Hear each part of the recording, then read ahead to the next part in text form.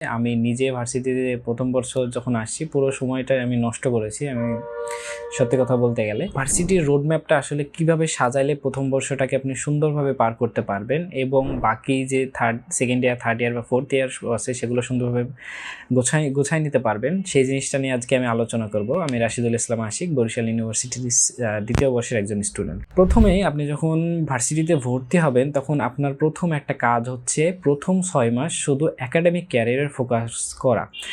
এখন আপনি যে ডিপার্টমেন্টে ভর্তি হয়েছেন বা যে সাবজেক্টে পড়তেছেন সেই সাবজেক্ট আসলে আপনার ভালো লাগে কি না, আপনি এফোর্ট দিয়ে ভালো রেজাল্ট আনতে পারতেছেন কি না, বা আপনার জিনিসটা আসলে আপনি এনজয় করতেছেন কি না আপনার সাবজেক্ট বা ডিপার্টমেন্ট, সেটা আপনাকে আসলে দেখতে হবে।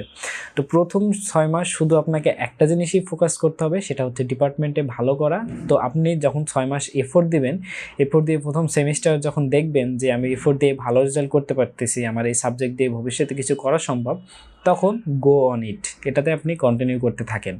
আদারওয়াইজ অনেকের কিন্তু দেখা যায় একটা ডিপার্টমেন্টের অনেকেই কিন্তু আসলে ভালো করে না, সেই জন্য আসলে আরও কিছু প্রসেস আছে সেগুলো বলবো। তো আপনার যদি ভালো করে থাকেন তাহলে আপনার সাবজেক্টের উপরেই কন্টিনিউ করা উচিত। দ্বিতীয় নম্বর যে জিনিসটা বলবো, বাংলাদেশের কিন্তু সবথেকে বড় একটা অ্যামাউন্টের স্টুডেন্টের গোল থাকে যে সরকারি চাকরি বা গভর্নমেন্ট যে জবগুলো আছে সেগুলো যদি টার্গেট থাকে, তাহলে আমার মনে হয় না, আমি যতটুকু জানি, আমি ছোট মানুষ তারপরে যতটুকু জানি যে সিজিপিএ বেশি ম্যাটার করে এক্ষেত্রে।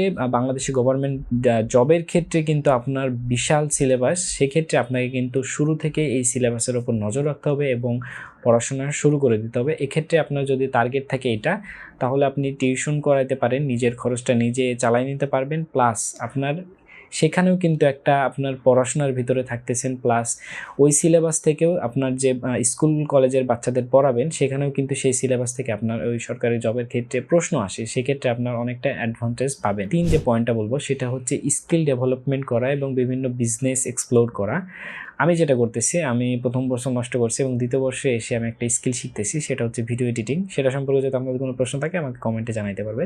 তো এই স্কিল শেখা অনেকটা গুরুত্বপূর্ণ, কারণ সে রিপোর্ট বলতেছে যে আপনার যদি একটা স্কিল থাকে আপনি সহজেই একটা জব পাবেন ডিগ্রির থেকে। ডিগ্রি থাকলে আপনি যতটা না সহজে জব পাবেন, স্কিল থাকলে তার থেকে বেশি জব পাবে। এই আপনার যদি স্কিল থাকলে কেন জব পাবেন, কারণ স্কিল শেখা অনেকটা কঠিন, আর কঠিন জিনিস আমরা সবসময় অ্যাভয়েড করার চেষ্টা করি। তো আপনি বিভিন্ন স্কিল রয়েছে, বলেন graphic design, digital marketing, video editing, তাছাড়াও বিভিন্ন স্ক্রিপ্ট রাইটিং, অ্যানিমেটর, বিভিন্ন রকমের আপনার সেক্টর আছে, বিভিন্ন সেক্টর আপনি এক্সপ্লোর করতে পারেন। বসি না থেকে অবশ্যই আপনি যদি প্রথম দুইটা পয়েন্টের সাথে আপনার যদি না ম্যাচ করে, তাহলে আপনাকে 3 নম্বর পয়েন্টটা এক্সপ্লোর করা উচিত পড়াশোনার পাশাপাশি। আপনার প্রথম পয়েন্টের পাশাপাশি কিন্তু আপনার এই বাকি পয়েন্টগুলো আপনি মনোযোগ দেবেন, কারণ পড়াশোনা কন্টিনিউ চলতে থাকবে, প্লাস আপনি এই দিকেও কিছুটা সময় ব্যয় করবেন। তো এই স্কিল শিখতে পারেন। এছাড়াও অনলাইন বিজনেস বা আপনার ইউনিভার্সিটির আশেপাশে আপনি বিজনেস নিয়ে স্টাডি করতে পারেন, কোন বিজনেসগুলো গ্রো করে, কোন বিজনেসগুলো এই আপনার লোকেশনে নাই, সেগুলো সম্পর্কে রিসার্চ করে আপনি ছোটো করে বিজনেস নিতে পারেন, বিভিন্ন উদ্যোগ গ্রহণ করতে পারেন। 4 নম্বর যে পয়েন্টটা বলবো সেটা হচ্ছে সফট স্কিল। দেখেন, আপনার যদি ইংলিশে কমিউনিকেশন থাকে, আপনি যদি ইংলিশে কথা বলতে পারেন, স্পিকিংয়ে ভালো হন, তখন কিন্তু আপনার অনেক ইন্টারন্যাশনাল বলেন আর বাংলাদেশি বলেন অনেক অপরচুনিটি কিন্তু খুলে যায়। তো এখন যে জব মার্কেট আছে বা আমাদের যে সিস্টেম, সেখানে কিন্তু ইংলিশ একটা গুরুত্বপূর্ণ ভূমিকা পালন করছে, কারণ বাংলার পাশাপাশি আপনি যেখানেই যান না কেন ইংলিশ দেখবেন ম্যাটার করে। তো আপনি ইংলিশ শিখতে পারেন, বিভিন্ন প্রেজেন্টেশন স্কিল বা ডিবেটিং যে ক্লাবগুলো আছে সেগুলোতে সময় দিতে পারেন, নিজের যে সফট স্কিলগুলো আছে সেগুলো ডেভেলপ করতে পারেন। এছাড়াও পাবলিক স্পিকিং, বিভিন্ন অর্গানাইজেশন যারা আছে তাদের সাথে যুক্ত হতে পারেন।